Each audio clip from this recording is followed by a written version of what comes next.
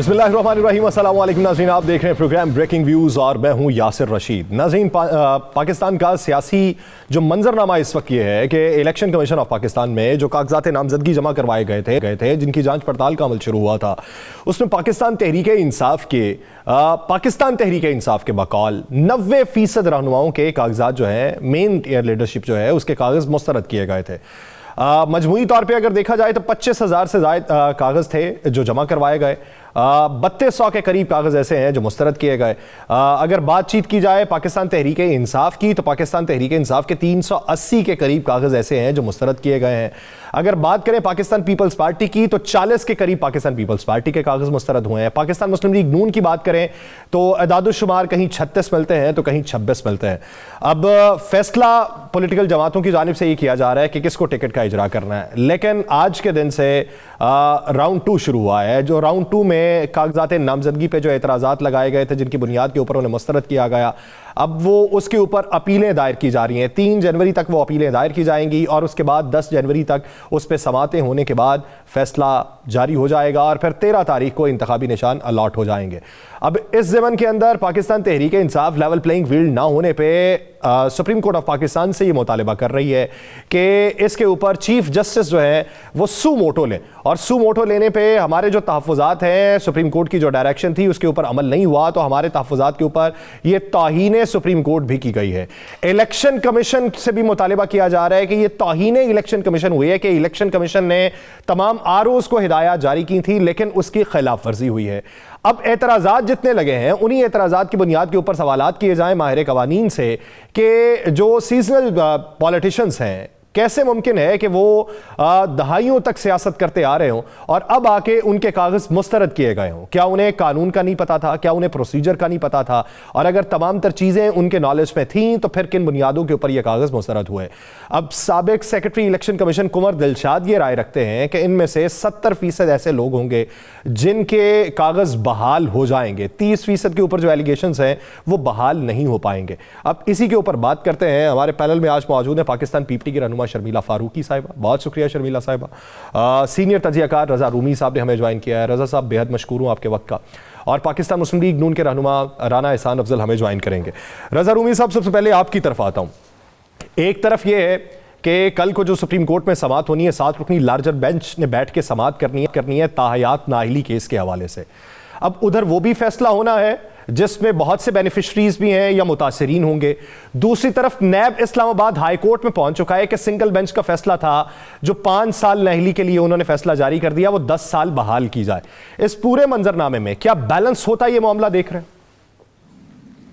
जी शुक्रिया। कल का वाकई जो बेंच है और केस है वो बड़ा अहम है, क्योंकि वो तयन करेगा आने वाले जो सियासी मुस्तकबिल का, जिसमें कि मियां नवाज शरीफ और जहांगीर तरीन 2 ही मेजर केसेस हैं, और तो बाकी इतने उसमें मुझे नहीं मालूम कि कौन से अहम लोग उसकी जद में हैं। लेकिन ये 2 जो रहनुमा हैं, एक मुस्लिम लीग नून के और दूसरा IPP के, ये उनके सियासी फ्यूचर का फैसला करेगा। क्या मियां नवाज शरीफ इलेक्शन में हिस्सा ले सकेंगे?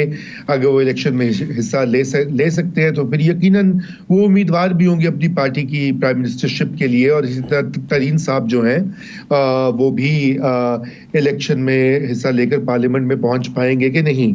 तो इसलिए ये एक वाकई में बहुत अहम ये केस होगा। लेकिन इसके साथ जो आपने जिक्र किया पहले लेवल प्लेइंग फील्ड का और PTI की शिकायत का, तो वो भी एक मसला इस वक्त दरपेश है। और वो मसला बुनियादी तौर पर यह है कि एक तासुर जो है वो अभी बनकर उभरा है पिछले कई हफ्तों से, जहां पर PTI की तरफ से बहुत शिकायत हैं। पहले ये कि उनको जलसे जुलूस और कॉर्नर मीटिंग्स की इजाज़त नहीं मिल रही, और फिर उनके अभी कागजात नामजदगी जो है वो मुस्तरद हुए इनके बहुत से रहनुमाओं की, और उनके ऊपर कुछ के ऊपर टेक्निकल नॉकआउट किया गया है, कुछ के ऊपर कुछ है। अब ट्राइब्यूनल्स उनको फैसला करेंगे। गालिबन 500 से ज़ायद दरखास्तें दायर हुई। अगर मैं पढ़ रहा था कुछ देर पहले, शायद अब उनकी तादाद में और भी ज़्यादा इजाफा हो गया हो, तो अब यकीनन ये मामला वहाँ चला गया है। अब देखिए, इसमें दो बातें हैं। एक तो इसमें कोई शक नहीं है कि पीटीआई जो है वो रिसीविंग एंड पे है। 9 मई के बाद पीटीआई की सियासी जो साख है, उसका जो सियासी मुस्तकबिल है, उसके ऊपर बहुत से सवालात उठे हैं और बहुत से पाकिस्तान में ऑब्जर्वर्स जो हैं, तज्जिया निगार जो हैं, उनका यही कहना है कि भाई वो 9 मई के बाद जो मुक़्तदर हल्के हैं उनका व्यू पाकिस्तान तहरीक इंसाफ के बारे में कोई इतना फेवरेबल या पॉजिटिव नहीं है। और अब ये अलग हम बहस कर सकते हैं कि क्या उनका कोई व्यू होना चाहिए कि नहीं होना चाहिए, आइन क्या कहता है, कानून क्या कहता है। हम तो ज़मीनी हकायक की बात कर रहे हैं, नंबर एक। और नंबर दो ये कि इसमें जो एक इम्पॉर्टेंट चीज़ ये है कि चूंकि पीटीआई का सोशल मीडिया के ऊपर बहुत ज़्यादा उनका असर है, गलबा है, तो वो बहुत सारी चीज़ें जो हैं वो थोड़ा उसको एग्जैगरेट भी कर देते हैं। मसलन अगर आपको याद हो, जब कागजात नामजदगी जमा करवाए जा रहे थे तो उस वक्त भी ये तासुर आ गया था कि जो उनके कागज़ ही नहीं जमा हो रहे। हालांकि सबसे ज़्यादा नॉमिनेशन पेपर्स जो हैं वो पाकिस्तान तहरीक इंसाफ के जमा हुए, बाकी पार्टियों से भी ज़्यादा। तो अब यही वाकया है कि अगर आप देखें कि ये जो कागजात एक्सेप्ट हुए, मुस्तरद हुए, कोई 25,000 के लगभग तकरीबन जी 25,000 से ज़ायद ही बनता है जी। 25,000 से जायद जो है वो नॉमिनेशन पेपर्स जो हैं वो गए, उनमें से तकरीबन 12% रिजेक्ट हुए हैं। 3200 के करीब जी। अब उसमें से कोई 10 यानी कि 10-12% हो गए ना, तो अब 10-12% जो है वो आप ये तो नहीं कह सकते कि सब रिजेक्ट हो गए और सारा प्रोसेस जो है वो रिग हो गया। हाँ, उसमें जो अचंभे की बात है कि बहुत सारे उनके जो सीनियर रहनुमा है, शाह महमूद कुरैशी साहब और मुराद सईद और इस तरह के लोग, उनके पेपर्स नहीं एक्सेप्ट हुए। लेकिन उसके बरक्स आप देखें, जैसे सलमान अकरम राजा साहब हैं लाहौर में, उनके पेपर्स एक्सेप्ट हो गए कि उन्होंने सारे अपने कागज, वकील हैं तो कागज जो है वो सही जमा हुए। कुछ टेक्निकल ग्राउंड्स के ऊपर भी रिजेक्ट होते हैं। अमार अली जान है हमारे दोस्त लाहौर में, वो बाएं बाजू की नई जमात के रहनुमा है, उनके पेपर्स भी रिजेक्ट हुए टेक्निकल ग्राउंड्स के ऊपर। गालिबन कोई वो सही ओथ कमिश्नर की नहीं थी, एफिडेविट वगैरह वगैरह। तो ये अभी देखना बाकी है, अगले 2-3 रोज में पता लग जाएगा कि कितना इसमें हकीकत है, कितना फसाना है। बहरहाल हम तो यही कहेंगे अगर एक शिकायत भी हो तो इलेक्शन कमीशन उसका अजाला करे और उसको ठीक करे। जी ठीक। शर्मिला फारूकी साहिबा, आप क्या राय रखती हैं? क्योंकि पाकिस्तान पीपल्स पार्टी की पूरी कैंपेन देखी जाए तो वो पाकिस्तान मुस्लिम लीग नून के मुखालिफ दिखाई देती है। पाकिस्तान मुस्लिम लीग नून की देखें, मैं बारहा ये बात कर चुका हूं कि वो पीटीआई के मुखालिफ दिखाई देती है। अब आप लोगों को क्या खदशा है? वो पीएमएलएन को जो है वो तो उन्हीं के रहनुमा ही जवाब दे सकते हैं। आप लोग क्या इस पूरे मंजरनामे में लेवल प्लेइंग फील्ड अपनी जमात के लिए देख रहे हैं? जी शुक्रिया यासिर साहब। देखिए, दो चीजें हैं। पहली बात तो मुझे नहीं पता कि आपको ये तासुर क्यों मिला है कि हमारी पूरी कैंपेन जो है वो पीएमएलएन के खिलाफ है। बात ये है कि हमारा तो लड़ाई झगड़ा किसी से भी नहीं है, ना पीटीआई से है ना पीएमएलएन से। हमने तो इलेक्शन लड़ने हैं और हमारी जो लड़ाई है वो है बेरोजगारी से, गुर्बत से, महंगाई से। बाकी किसी से हमें कोई सरोकार नहीं है। बिलावल भुट्टो जरदारी साहब पाकिस्तान पीपल्स पार्टी के चेयरमैन हैं। वो वाहिद शख्सियत हैं जो पूरे मुल्क के अंदर जलसे कर रहे हैं, वर्कर्स कन्वेंशन कर रहे हैं, अपनी कैंपेन कर रहे हैं। और ये वाहिद जमात और वाहिद चेयरमैन है इस मुल्क के अंदर जो वाकतन सियासी मैदान में उतरे, जिस तरह इलेक्शन लड़ना होता है। हम वो वाहिद जमात हैं जो अपना 10 नकाती मंशूर भी लेकर आए हैं। कोई और जमात ना आपको ऑन ग्राउंड नजर आएगी अपने कारकुनान में और अपने वोटर्स में, ना ही किसी का अभी तक कोई मंशूर सामने आया है। एक वाहिद पीपल्स पार्टी है जो यूथ के हवाले से बात कर रही है कि हमें यूथ को कैरियर काउंसलिंग देनी है, हमें यूथ के मरकज बनाने हैं। ये वाहिद जमात है जो कह रही है कि बीआईएसपी के हमने मजीद घरानों को ज़िमरे के अंदर लेकर आना है, उसकी रकम बढ़ानी है। ये वाहिद जमात है जो कह रही है कि हमने इस मुल्क में एनर्जी कंजर्व करनी है, हमने सोलर एनर्जी की तरफ जाना है, ग्रीन पार्क्स बनाने हैं। ये वाहिद जमात है जो बात कर रही है हमने इस मुल्क में लोगों को घर बना के देने। ये वाहिद जमात है जो बात कर रही है कि हमने किस तरीके से एक हारी को उसकी सपोर्ट सिस्टम देनी है, किस तरीके से हमने सब्सिडीज को रीडायरेक्ट करके उन गरीब लोगों को देना है और उन अमीर लोगों से लेना है जो हमेशा से साल साल कई अदवार से सब्सिडीज एंजॉय करते आए हैं। ये 10 नकाती एजेंडा जो हमने दिया जिसके ऊपर किसी को एतराज नहीं होना चाहिए, क्योंकि ये वक्त की और इस कौम की जरूरत है। इसके अलावा तो कोई और जमात है ही नहीं जो बात कर रही है। ये मेल मिलाप होना, सीट एडजस्टमेंट्स होना, अलायंसेस होना, this is not what election is all about. Election is going to the people, taking your agenda to the people कि अगर आप हमें वोट देंगे और हम अगर इक़्तिदार में आएंगे तो हम किस तरह आपकी हालत ज़्यादा बेहतर करेंगे। ये पीपल्स पार्टी के अलावा तो ना कोई बात कर रहा है, ना कोई इस पे काम कर रहा है। और मुझे नहीं मालूम कि किसको क्या एतराज है। हाँ, हम पे जरूर तनकीद हो रही है, हम पे तनकीद की जा रही है, लेकिन अपना मंशूर नहीं बताया जा रहा, अपना एजेंडा नहीं बताया जा रहा। यह अफसोसनाक बात है, बिकॉज लग रहा है कि सिर्फ पाकिस्तान पीपल्स पार्टी इलेक्शन लड़ने जा रही है, बाकी तो सारे ड्राइंग रूम। आपकी इसी बात के ऊपर राना एहसान साहब मिलाप हो रहा है, शमूलियतें हो रही हैं। मैं राना एहसान साहब की राय ले लूं। राना एहसान साहब, आप लोगों ने अभी तक मंशूर नहीं दिया, आप लोग अभी तक टिकट्स की तकसीम के हवाले से बात नहीं कर सके, क्योंकि पाकिस्तान तहरीक इंसाफ तो ये रिजेक्शन से पहले तक अपनी फैसले कर चुकी हुई थी, किसी हद तक वो ये मानते हैं और हतमी फैसला उन्होंने करना है। और आपकी पार्टी से ये तासुर क्यों आ रहा है कि पार्टी के अंदर धड़ेबंदी बन चुकी है और जिसको ख़त्म करने के लिए एक मैसेज अवामी वर्कर्स कन्वेंशन के अंदर देना पड़ा कि इनकी रियासत इतनी है, इन्होंने सियासत अवाम के लिए की है, ये मज़ाहमत की सियासत का इस्तारा है। तो ये तासुर जो उभर के आ रहा है उस पर क्या जवाब रखते हैं? बिस्मिल्लाहिर्रहमानिर्रहीम। देखें, सबसे पहले तो हमारी जमात वो वाहिद जमात है जिसका इंटरव्यू प्रोसेस 2 दिसंबर से शुरू हुआ और तकरीबन कल गालबन वो ख़त्म हुआ है। और हज़ारों की तादाद में जो कैंडिडेट्स हैं, एक एक का जो इंटरव्यू है उसको मौका मिला अपने बारे में बयान करने का। बसद एहतराम, वो इंटरव्यू सेशन तो ना कहें, उसे तारुफी सेशन कह दें, क्योंकि 2 मिनट के दौरान तो आप अपना तारुफी बयान कर सकते हैं सिर्फ नाम और साबिका लायका लगा के। नहीं, ये तो एक लास्ट फेज था, उससे पहले भी एक फेज हुआ जिसके अंदर डिस्ट्रिक्ट वाइज इंटरव्यूज हुए और डिटेल्ड लोगों से बातचीत हुई। उसके अलावा रिपोर्ट्स मुख्तलिफ टीमें तश्कील दी गई जिन्होंने मुख्तलिफ रिपोर्ट्स बनाई उन कैंडिडेट्स के हवाले से। तो एक डेमोक्रेटिक प्रोसेस से जो है वो हमारी जमात गुजरी और वो मुकम्मल हो गई। तो अल्हम्दुलिल्लाह ये माइलस्टोन हमने अचीव किया। जहां तक मंशूर की बात है, मंशूर भी हमारा एक मैसिव एक्सरसाइज हुई जिसमें हर शोबे के जो रेलेवेंट स्टेक होल्डर्स से उनके साथ बैठकें हुई, जूम मीटिंग्स हुई और जो पिछला हमारा मंशूर था उसको अपग्रेड कर रहे हैं हम लोग, उसको अपडेट कर रहे हैं आज के हवाले से। तो वो भी अभी आने वाले चंद दिनों के अंदर लॉन्च हो जाएगा। उसका फाइनल जो स्टेप है वो ये है कि हम लोकल ये जो अवाम से भी राय जो है वो एक्यूमुलेट कर रहे हैं और फिर हम अपने मंशूर को भी लॉन्च कर देंगे।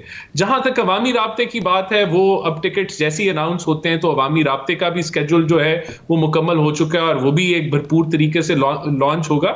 तो हमारी जमात जो है वो बिल्कुल अपने आने वाले जो 5 साल का प्लान है हर शोबे के हवाले से उसी के ऊपर इलेक्शन लड़ेगी और एक पॉजिटिव बयानिए के साथ उतरेगी। अच्छा राना साहब, ये बताइए कि मौजूदा सूरत हाल में मियाँ साहब का कल बेनिफिशरी हैं वो एक केस के अंदर, अगर वो फैसला हो जाता है और वो 10 साल वाला मामला होता है तो फिर वज़ीर आज़मशिप का उम्मीदवार कौन होगा? क्योंकि पिछले दिनों से हम यही सुनते आए कि मियाँ साहब वज़ीर आज़मशिप के उम्मीदवार हैं, लेकिन इरफान सिद्दीकी साहब से मंसूब एक बयान चल रहा है जिसमें उनका ये मानना है कि मियाँ साहब, बड़े मियाँ साहब अभी वज़ीर आज़मशिप के उम्मीदवार नहीं है। तो वो हमारे लिए हैरानी की बात थी। देखिए, पार्टी का जो क्लेम है वो सबके सामने है कि चौथी दफ़ा वज़ीर आज़म के कैंडिडेट मियाँ नवाज शरीफ हैं और पार्टी की जो इंफॉर्मेशन सेक्रेटरी हैं उनका भी यही मौक़िफ़ है। ये पूरी पार्टी का मौक़िफ़ है। अगर कोई इंडिविजुअल का मौक़िफ़ आए भी तो मेरे ख्याल से पार्टी का बड़ा क्लियर कट मौक़िफ़ है, उसमें कोई कन्फ्यूजन नहीं है। जहाँ तक कल के फैसले की बात है वो आ जाए और अगर हमारी जो तवक्कुआत है, हम तो समझते हैं कि जो ताहयात नाअहली का जो निज़ाम था वो वैसे ही बड़ा अनफेयर था और वो सिर्फ एक टारगेटिंग के तहत वो बना, क्योंकि ये तब लाजिम था कि मियां नवाज शरीफ को टारगेट करना है, सियासत से निकालना है, तो वो ताहयात ना अहली हुई, वरना जो है वो इलेक्शन एक्ट की तरमीम भी हो चुकी हैं। तो हम बड़े होपफुल हैं कि ये एक बड़ा अच्छा फैसला कल आएगा जो कि हमेशा इस मसले को जो है वो हल कर देगा। तो जब वो आएगा तो उसके बाद फिर हम जरूर इस पे कमेंट करेंगे कि क्या होने जा रहा है, लेकिन अभी तो मियां नवाज शरीफ जो है वो चौथी दफा के कैंडिडेट हैं वजीर आजमशिप के, इसमें कोई कंफ्यूजन नहीं है। ठीक, रजा रूमी साहब, सर जिस तरीके से आप बात कर रहे हैं कि एग्जैजरेट किया जाता है पीटीआई की तरफ से, क्योंकि सोशल मीडिया के ऊपर होल्ड बहुत ज़्यादा। अब रिसेंटली आज के दिन भी जमशेद दस्ती साहब की एक वीडियो मंजर आम पे आती है, वो अपनी तरफ से तहफ़्फ़ुज़ात का इजहार करते हैं, रो पड़ते हैं। उस्मान डार साहब की वालिदा की होती है, मजमूई तौर पे वो तासुर ऐसा मिलता है जिससे वो सुन के समझ के अगर उसे मंजरनामे को आंखों के सामने लाएं तो बदन में झुरझुरी सी होने लगती है। इसके अलावा मौलाना फजलुर रहमान साहब से इस बारे में मौक़िफ़ लिया जाए जो पीटीआई क्लेम कर रही है, तो वो कहते हैं कि ये विक्टिमाइज नहीं इन्हें किया जा रहा है, इन्हें प्रोजेक्ट किया जा रहा है। वो कहते हैं विक्टिमाइज तो हम हो रहे हैं, हमारे ऊपर हमले हो रहे हैं। एएनपी को देखें तो एएनपी कहती है कि बैलेंस करने के लिए ये हमारा इंतखाबी निशान भी ले लेंगे। तो एमक्यूएम जो है, एमक्यूएम से पूछें तो वो पीपल्स पार्टी से लेवल प्लेइंग फील्ड मांग रही होती है इलेक्शन कमीशन से मांगने की बजाय। तो आप समझ रहे हैं कि 8 फरवरी तक ये मामला खुश असलूबी से हल होता दिखाई दे रहा है, या ये हिद्दत में मजीद इजाफा होगा? जी यासिर, देखिए हिद्दत में मजीद इजाफा होगा। इलेक्शंस के वक्त तो वैसी सियासी टेम्परेचर बहुत ऊपर चला जाता है। और देखिए, मैंने एग्जैजरेट की बात इसलिए कही कि जो तासुर बनता है, आपने अभी 3 ये केसेस इनका जिक्र किया, उस्मान डार साहब का, ये आज जमशेद दस्ती साहब का, उस पर पुलिस का भी मौकफ सामने आ गया, मैं भी वो वीडियो देख रहा था। और उसके अलावा और इक्का दुक्का चलिए 10, 15, 20 केसेस और भी अगर आप ले लें, तो देखिए वो आप उससे ये नहीं कह सकते कि हर उम्मीदवार के साथ ये इस तरह से हो रहा है, नंबर 1। और नंबर 2, अगर एक के साथ भी हो रहा है तो वो भी बिल्कुल अनएक्सेप्टेबल है। मैं कतन वो ये नहीं कह रहा कि वो सही या गलत, वो जो भी है वो गलत है। और इलेक्शन कमीशन ऑफ पाकिस्तान की जिम्मेदारी है कि ऐसा एक भी वाकया ना हो, और जो करे तो फिर उसका वहां पे एडमिनिस्ट्रेशन या पुलिस को उनका मुहासबा हो। मगर बात यह है कि इस वक्त सियासी पार्टीज जो हैं वो अपने अपने, अब कल भी मौलाना फजलुर रहमान के ऊपर हमला हुआ है। आप देखें कि वो हमला उससे पहले भी गालिबन ये दूसरा या तीसरा हमला है उनकी और उनकी पार्टी के ऊपर। तो ये भी एक सीरियस चीज़ है, ये मतलब इसको लाइटली नहीं लेना चाहिए। अगरचे कि मैं उनकी इस बात की तायद नहीं करता कि उनको पीटीआई को प्रोजेक्ट किया जा रहा है, ये लोग ऐसे ही मीडिया के बारे में कुछ ना कुछ कहना होता है। मगर यहाँ पे ये बात तो आप नोट कर लीजिए, और मैं ये सिर्फ इसलिए नहीं कह रहा, ये मेरा व्यू नहीं है, ये बहुत से लोगों का व्यू है कि 9 मई एक टर्निंग पॉइंट था पाकिस्तान तहरीक इंसाफ की सियासत और उनकी इलेक्टोरल जो क्या कहना चाहिए स्टैंडिंग के हवाले से। जब आपकी पाकिस्तान के ज़मीनी हकायक ये होते हैं कि मुक़्तदर हल्के जो होते हैं वो उनका एक बड़ा रोल होता है इलेक्शंस और हुकूमतें बनने और बिगड़ने में। और जब वहाँ पर एक ऐसा टाकरा हो जाए, अब वो जाहिर बात है पीटीआई का दावा ये कि उनके खिलाफ साजिश थी, और मैं सपोर्ट करता हूँ कि एक तहकीकाती कमीशन बने, लेकिन जो उसका नैरेटिव बन गया है और जो तासुर बनाया गया है, जो केसेस चल रहे हैं, उससे तो यही है ना कि एक बहुत बड़ी जो पावरफुल एंटिटी है पाकिस्तान में, वो उनका डायरेक्ट अब एक हेड ऑन कोलिशन हो गया है पाकिस्तान तहरीक इंसाफ और उनके बानी चेयरमैन के साथ। अब इन हालात में तो फिर जाहिरी बात है, अगर आप पाकिस्तान की तारीख देख लें तो फिर ये मामला इतनी जल्दी सीधा नहीं होगा। ये तो आप तो 8 फरवरी की बात कर रहे हैं, तो 40 दिन रह गए हैं, तकरीबन 42 दिन रह गए हैं, तो उससे पहले तो ये मामला हल होने वाला नहीं है। ये तो काफी वक्त दरकार होगा जहां पे ट्रस्ट बिल्डिंग दोबारा से हो, कोई आजादाना इंक्वायरी हो, कोई अदालतें उसमें इंटरवीन करें, रोल प्ले करें। अभी तो सूरत हाल बड़ी क्लियर है और मैसेजिंग बड़ी क्लियर है। आप देखें कि मैसेजिंग इस तरह से क्लियर है कि ये बार बार इसका जिक्र खुद जो मुक़्तदर इदारे हैं वो अपनी प्रेस रिलीजेस में कर चुके हैं 9 मई के हवाले से। और फाइनल में आपको एक और पॉइंट भी कह दूं कि देखिए, एक चीज होती है कि नादान कहते हैं कि दाना जो दुश्मन होता है वो नादान दोस्तों से बेहतर होता है। अब जो नादान दोस्त उन्होंने जो कैंपेन स्टार्ट की हुई है, 3 बड़े इदारे हैं पाकिस्तान के जो यहाँ पे असरअंदाज होते हैं पाकिस्तान की मुस्तकबिल में। चीफ इलेक्शन कमिश्नर और इलेक्शन कमीशन जिसके वो सरबराह हैं, chief justice supreme court of Pakistan, और तीसरा chief of the army staff.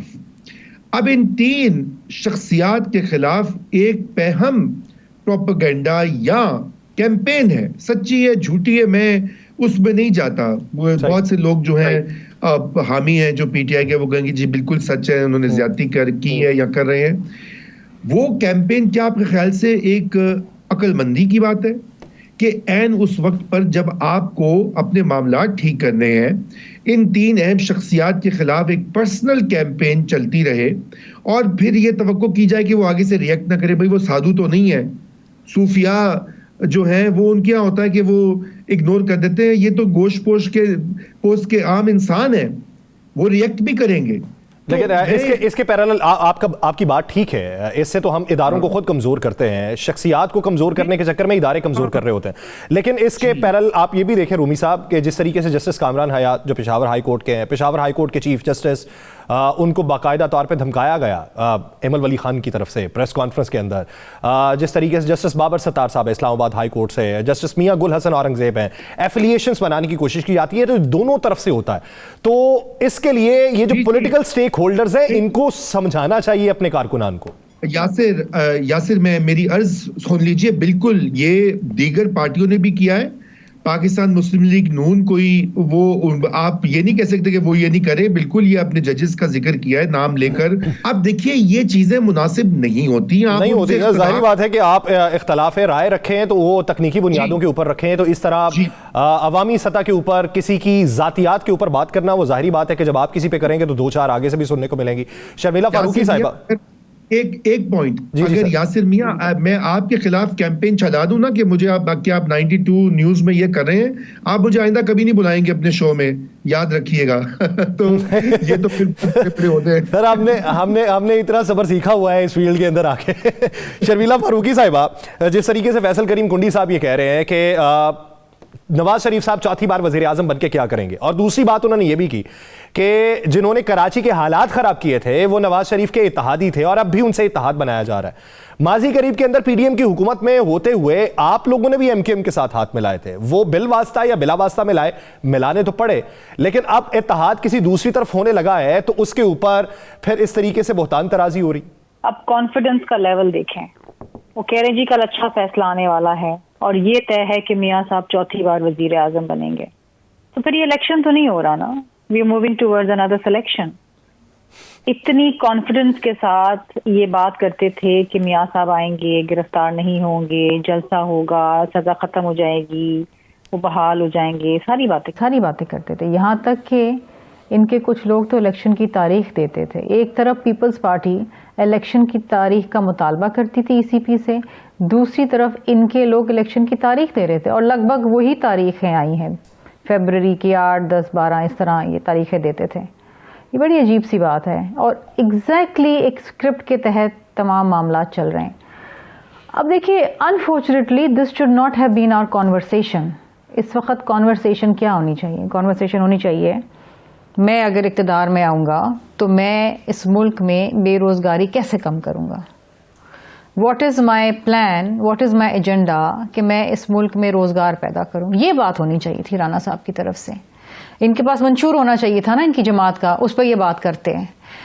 इसी तरीके से इनको बात करनी चाहिए थी कि इस मुल्क में जो मायूस यूथ है उसकी कॉन्फिडेंस की बहाली के लिए क्या करेंगे, कैसे आप उनको तालीम का निज़ाम बेहतर करके देंगे, क्या वो फॉर्मूला है जहां पर आप उनकी करियर काउंसलिंग करेंगे, जॉब प्लेसमेंट्स कराएंगे। बात ये होनी चाहिए थी कि जनाब इस मुल्क में जो बिजली का बहरान है उसको आप किस तरीके से आप अल्टरनेट एनर्जी की तरफ जा रहे हैं, क्या प्लान है आपका, कैसे आप इस मुल्क को सोलर की तरफ लेके जा रहे हैं। बहुत सारी पीपल्स पार्टी ने 10 नकाती एजेंडा दिए ना, उसमें हर चीज़ कवर है। हम तो उस पर बात करने के लिए बैठे हैं, हम तो ये बात करने के लिए बैठे ही नहीं है कि जी कल सुप्रीम कोर्ट का फैसला क्या आने वाला है। हम तो ये बात करने के लिए, हम तो ये कहते हैं पाकिस्तान सबका है, एक नौजवान की आदत है, उसको मौका दो। हम थोड़ी कहते हैं कि जनाब जी ये तय हो गया है कि जी बिलावल भुट्टो जरदारी साहब जो है वो वजीर आजम है। हम ये कहते हैं आवाम को फैसला करने दो, हम इलेक्शन में जा रहे हैं। हाँ, अगर हम सिलेक्शन में जा रहे होते तो हम बड़े कॉन्फिडेंट तरीके से बैठ के हम यही बातें करते जो राणा साहब कर रहे हैं। क्या ऐसी तब्दीली लाई जाएगी जो 3 बार मियां साहब के दौर में नहीं आई और 1 बार शहबाज शरीफ साहब के दौर में नहीं आई? क्या what is different that they are going to do? आपको कुछ पब्लिक में जाने के लिए आपका ये जो यही सवाल है, इसका जवाब राणा साहब से लेते हैं, लेकिन एक ब्रेक लेनी है। ब्रेक के बाद वापस आएंगे। पूरा किस वजह से इसी का जवाब लिया जाएगा, कहीं नहीं जाएगा। Stay with us.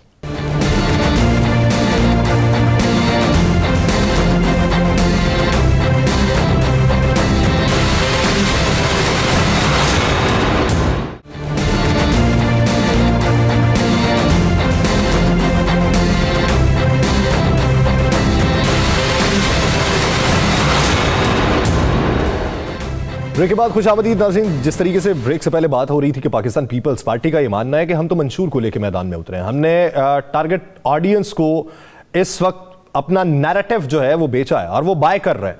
लेकिन पाकिस्तान मुस्लिम लीग नून माजी की सिर्फ बातें कर रही है और पूरा एतमादी उनकी इस तरीके से है कि जैसे उन्हें प्रोजेक्ट किया जा रहा है। अब इसका जवाब राना एहसान साहब से लेते हैं। राना एहसान साहब, आप शरीफुल नफ्स आदमी हैं, शरीफ आदमी हैं, भले भी हैं, तो लेकिन बात जिस तरीके से शर्मिला फारूकी साहिबा कर रही हैं, बात तो है कि आप पूरा एतमादी इतनी ले आते हैं, वो उस पर लगता है कि शायद किसी की आशीर्वाद की वजह से ये पूरा एतमादी है। तो पूरा एतमादी का लेवल थोड़ा सा कम करके शरीफुल नफ्स होने के नाते बंदा भोले मुंह से ये कह देता है कि मियाँ साहब निकल जाएंगे, चौथी बार वजीर आजम बन जाएंगे। ये तरीका अपना ले, शायद किसी के लिए काबिल कबूल हो। नहीं, देखें, सबसे पहली बात है कि मैंने कहा इंशाल्लाह वो चौथी दफा के वज़ीर आज़म होंगे, वो कैंडिडेट हैं PMLN के वज़ीर आज़मशिप के। तो मैंने ये तो बिल्कुल भी नहीं कहा था कि वो बनने जा रहे हैं इंशाल्लाह। और जब आप किसी मैच आप खेलने जाते हैं कोई भी गेम का, तो आप यही कहते हैं इंशाल्लाह हम जीतेंगे। तो ये, और ना मैंने ये कहा कि कल हमारे हक में फैसला आने लगे, मैंने ये कहा मुझे उम्मीद है कि अच्छा फैसला आएगा। तो अब इन सारी चीजों को पीपल्स पार्टी अगर जो है ट्विस्ट करके, लेकिन राणा साहब बसद एहतराम, कभी कभार मैच के बारे में बात हो रही हो ना, तो मैच के बारे में ये होता है कि हम जीत जाएंगे, लेकिन आप तो रन्स भी बता रहे हैं कि इतने रन से जीतेंगे, तो वो फिर वहां पे जरा थोड़ा सा शुबा होने लगता है। नहीं, आप मैच में भी ये कहते हैं कि इंशाल्लाह हम 300 मारेंगे, 3 सेंचुरीज करेंगे। तो ये क्यों नहीं, ये तो क्लेम्स हैं और अवाम ने डिसाइड करना है कि ये कितने क्लेम्स अचीव होते हैं, नहीं होते। तो यहाँ लेकिन बात ये कि इन्होंने कहा कि हमने इलेक्शन की डेट तक हमने प्रिडिक्ट करके बता दी, तो उसके अंदर तो पीपल्स पार्टी का भी क्रेडिट बनता है ना, क्योंकि सेंसस तो इन्होंने भी नोटिफाई कराया, लेकिन बाद में ये वो भूल गए सब कुछ, और इनको वो गिनती भी नहीं आती कि वो 4 महीने लगते हैं डीलिमिटेशन की जो ECP ने करनी थी उसके 60 दिन बाद, तो वो कैलकुलेशन करें तो वो फरवरी की बनती थी। तो कोई इसमें ऐसी चीजें नहीं है जो हम पहले प्रिडिक्ट कर रहे थे। बहरहाल हम भी लेवल प्लेइंग फील्ड चाहते हैं, हम सबके लिए चाहते हैं लेवल प्लेइंग फील्ड हो, मिलनी चाहिए, लेकिन लेवल प्लेइंग फील्ड को हम कंफ्यूज कर देते हैं कि लेवल प्लेइंग फील्ड क्या है। तो मैं समझता हूं कि जब हम लेवल प्लेइंग फील्ड की बात करें, तो अगर कोई कानून को रस्ते के अंदर तोड़ता है और वो पकड़ा जाता है, तो लेवल प्लेइंग फील्ड इस चीज को भी वो दरकार करती है कि कानून और आइन के मुताबिक ट्रायल हो, और अगर वो गलत पाया जाता है तो उसको सजा हो। लेवल प्लेइंग फील्ड का ये मतलब नहीं है कि आपने तोशाखाना किया, आपने फॉरेन फंडिंग की, आपने 9 मई के वाकये किए, तो उनको हम जो है ना किसी अलमारी में बंद कर दें, भूल जाएं और आगे बढ़ें। तो ये भी लेवल प्लेइंग फील्ड का एक हिस्सा होता है कि जिसने अगर कोई कानून हाथ में लिया है उसके मुताबिक उसको सजा मिले। जहां तक पीपल्स पार्टी की बात है, मैं समझता हूं सियासी बयानात ज्यादा, बयानबाजी ज्यादा है। MQM जो इनको जो काबिल कबूल हमारे साथ उनका इत्तेहाद नहीं है, पता नहीं इत्तेहाद कितना सक्सेसफुल होता है, ये तो वक्त बताएगा। अभी उसमें बड़े मसाइल हैं, और जमातों के साथ भी जो हमने इत्तेहाद किए हैं उनमें भी बड़े मसाइल हैं। ऑर्गेनिक इत्तेहाद हैं तो मसाइल हैं, अनऑर्गेनिक होते तो वो मसाइल शायद इतने ज्यादा सरफेस ना करते।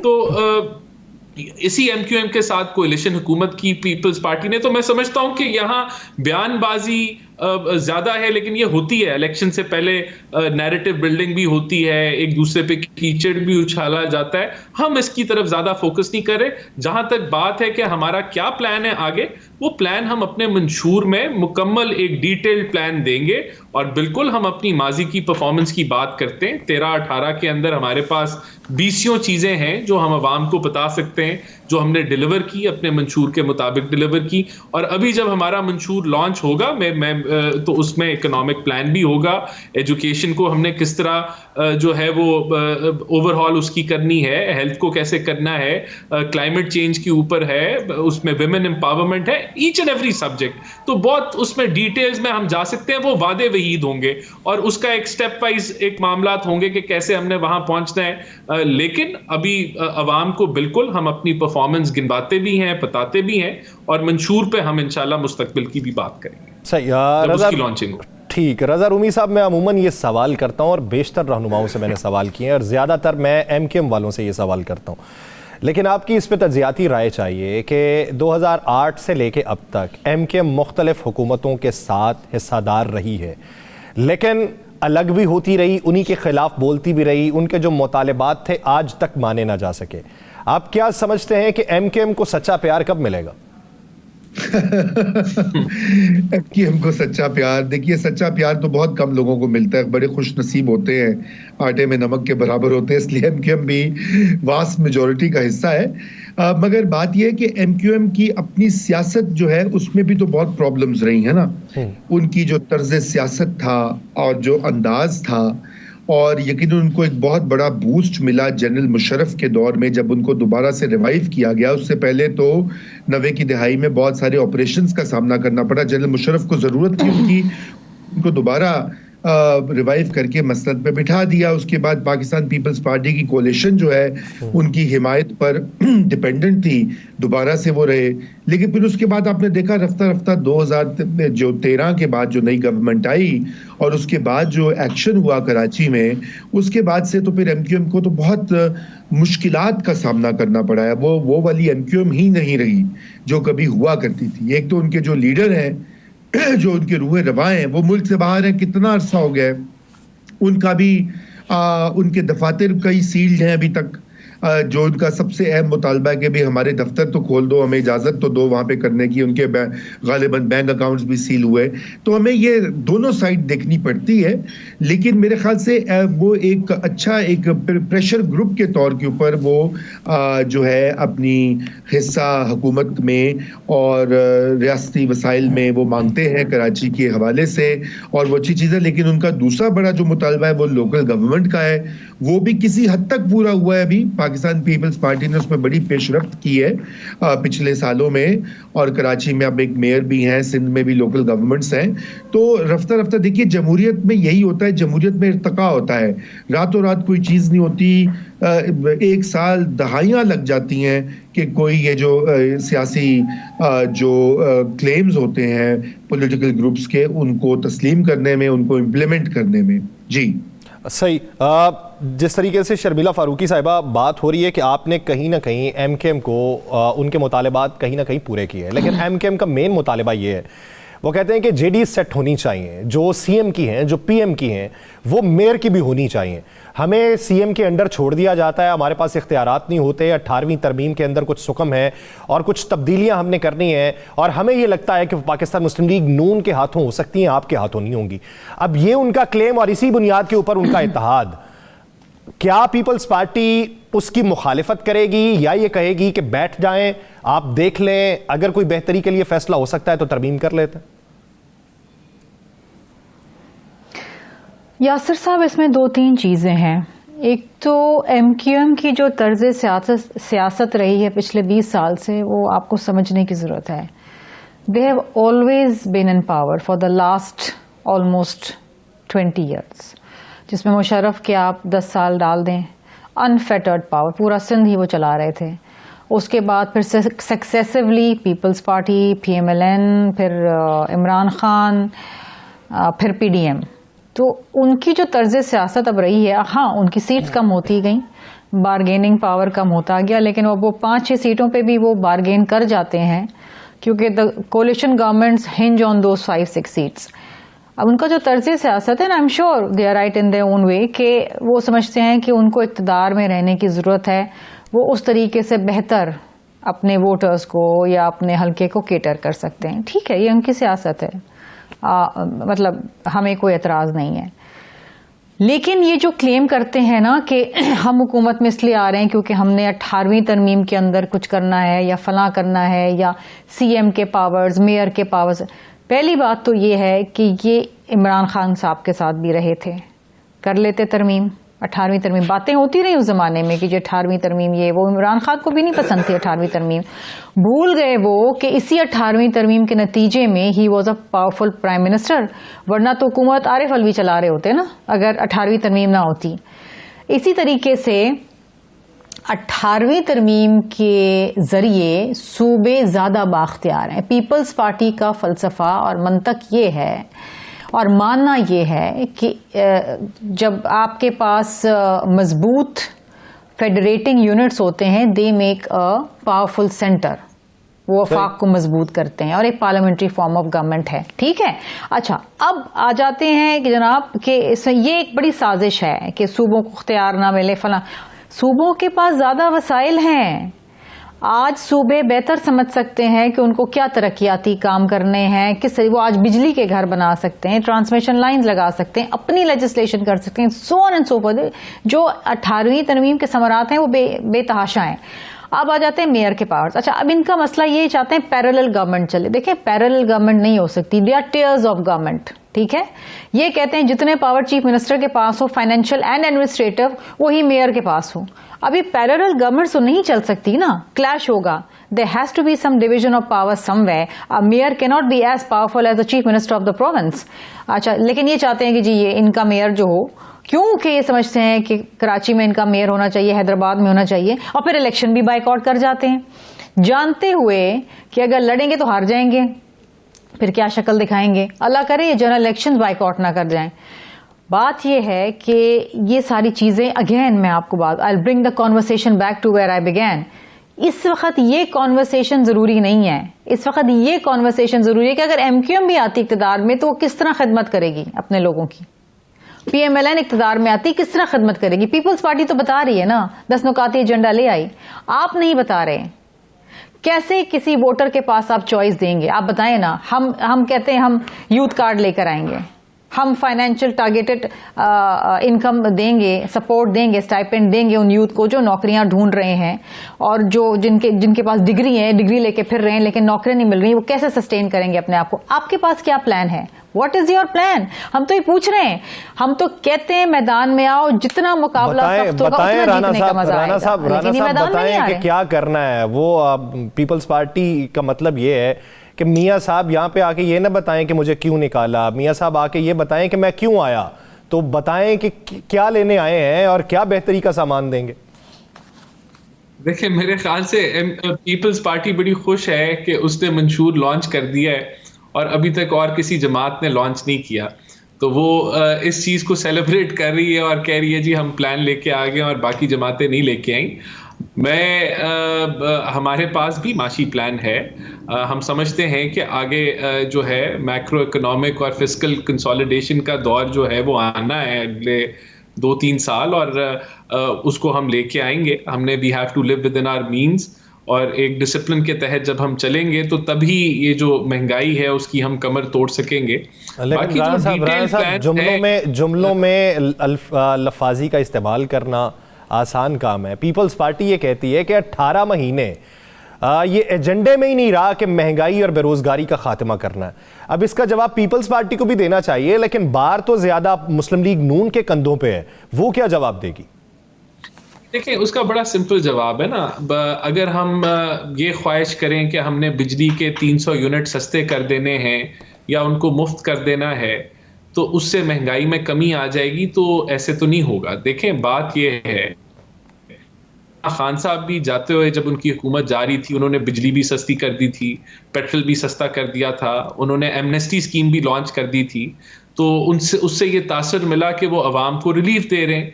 लेकिन दर हकीकत वो IMF के मुआहदे को रद्द कर रहे थे, उसको डस्टबिन में फेंक रहे थे, और उसकी वजह से एक जो साइकिल चला जहां आपका रुपया डीवैल्यू होना शुरू हुआ क्योंकि आपको डॉलर्स की ज़रूरत थी और डॉलर्स आप नहीं ला पा रहे थे क्योंकि मुआहदा रद्द हो गया था, तो उससे एक बहुत ज़्यादा आपकी मईशत को नुकसान पहुंचा।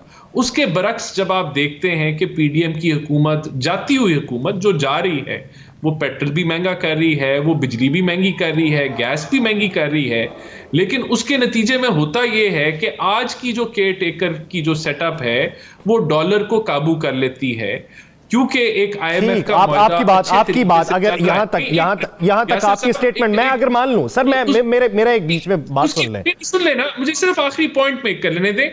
उस तसलसल में डॉलर काबू आ जाता है क्योंकि आईएमएफ का मुआहदे के को झटके नहीं पड़े या उसको किसी ने फाड़ के डस्टबिन में नहीं फेंका, तो मैं समझता हूं इससे महंगाई काबू आएगी। ठीक है, और आपकी बात मैं ये मान लेता हूं, मैं मानता हूं सर, लेकिन मौलाना फजलुर रहमान साहब आपके सबसे बड़े इत्तेहादी रहे। आप लोग ये क्लेम करते हैं कि हमने अपनी सियासत गवाई है, अपनी रियासत बचाई है और हमने डिफॉल्ट से पाकिस्तान को बचाया।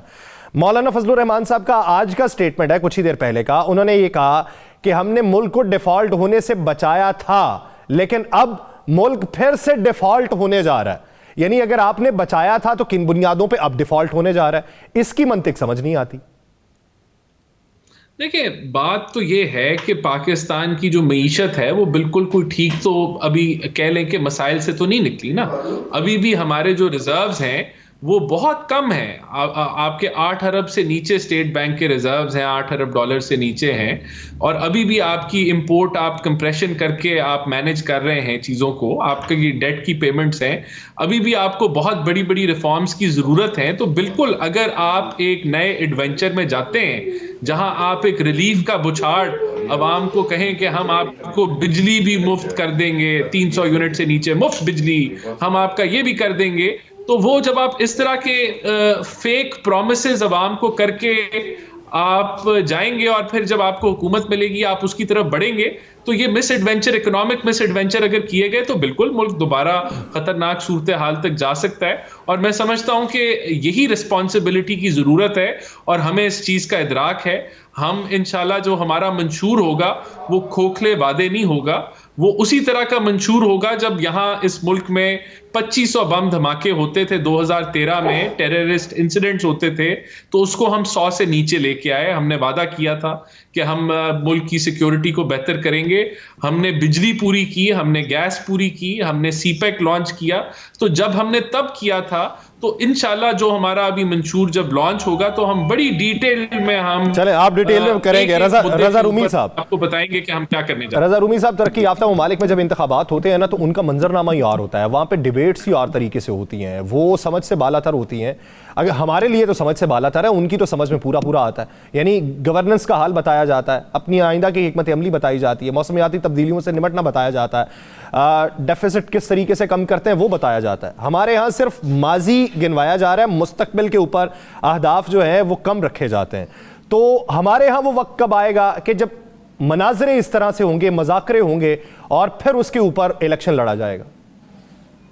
जी देखिए, खुदा करे कि वो दिन यहाँ भी आए, लेकिन यहाँ पे मसला ये है कि जो पाकिस्तान की तारीख है वो आप सबके सामने है। तारीख को छोड़ दीजिए, जो माजी करीब में भी होता रहा है। यहाँ पे देखिए ना, यहाँ पे तो सियासी इंजीनियरिंग जो है वो ही नहीं जान छोड़ती, ना इलेक्शन की, ना जमहूरियत की, ना आइन की।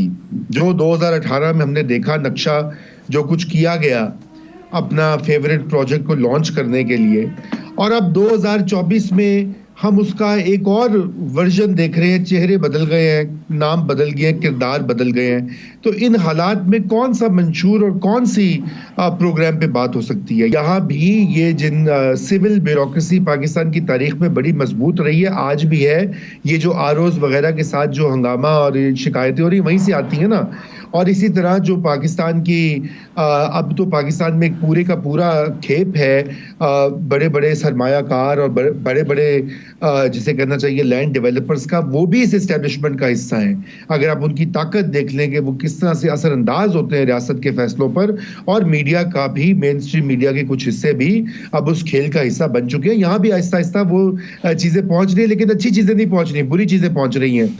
लेकिन मैं ज़रा आपके सवाल से मैं हटकर मैं राना साहब से ये अर्ज करूंगा, क्योंकि ये ओपन पब्लिक प्लेटफॉर्म है। तो राना साहब, ये आपने सुनी यासिर के जो चुपते हुए सवालात थे, ये दरअसल पाकिस्तान के बहुत से अवाम के ये सवालात हैं कि अगर इस वक्त ये जो तासुर है ये सही है या गलत है, एग्जैजरेटेड है, कि इस वक्त भी किसी ना किसी सतह की कुछ इंजीनियरिंग हो रही है जिसकी बेनिफिशियरी नून लीग होगी, तो फिर यहाँ पर तो मियां नवाज शरीफ को इस बात की वजाहत करनी चाहिए कि ऐसा है या नहीं है, क्योंकि इससे तो अवाम में तासुर अच्छा नहीं जा रहा। और ये जो इस वक्त ये लेवल प्लेइंग फील्ड का भी तस्करा होता है, 2018 में नून लीग ने सफर किया, हमने उस वक्त भी जो है आपके लिए कहा था कि गलत हो रहा है, लेकिन आज जब दूसरी आपके मुखालिफिन उस अमल से गुजर रहे हैं तो फिर ये तो उसूल यकसा लागू होने चाहिए। मैं राना साहब आपसे ये रिक्वेस्ट करूंगा कि आप ये बात पहुंचाएं अपनी पार्टी लीडरशिप को, अपने दीगर रुफकाए कार को, क्योंकि ये इस तरह का अच्छा माहौल प्रोग्राम का वक्त खत्म होने वाला है। आपकी सजेशन अच्छी है और इसी के ऊपर तमाम सियासी जमातों को अमल पैरा होना चाहिए। बसूरत दीगर आवाम तक आप जो नज़रिया पहुंचाते हैं, आवाम उसे बाय करते हैं, वो मुतशद्दद होना या उनका तहम्मुल मिजाजी का मुजाहरा करना, वो तमाम पॉलिटिकल पार्टीज़ के ऊपर रिलाई करता है, तो उन्हीं को समत दिखानी चाहिए। बहुत शुक्रिया रज़ा रूमी साहब, राना एहसान अफजल साहब, शाहरुखी साहिबा इस हवाले से अपना वक्त देने के लिए। नाज़रीन, प्रोग्राम का वक्त खत्म हुआ जाता है, मुझे दीजिए इजाज़त, अपना बहुत सा ख्याल रखिएगा। मुलाकात होगी कल, अल्लाह निगहबान।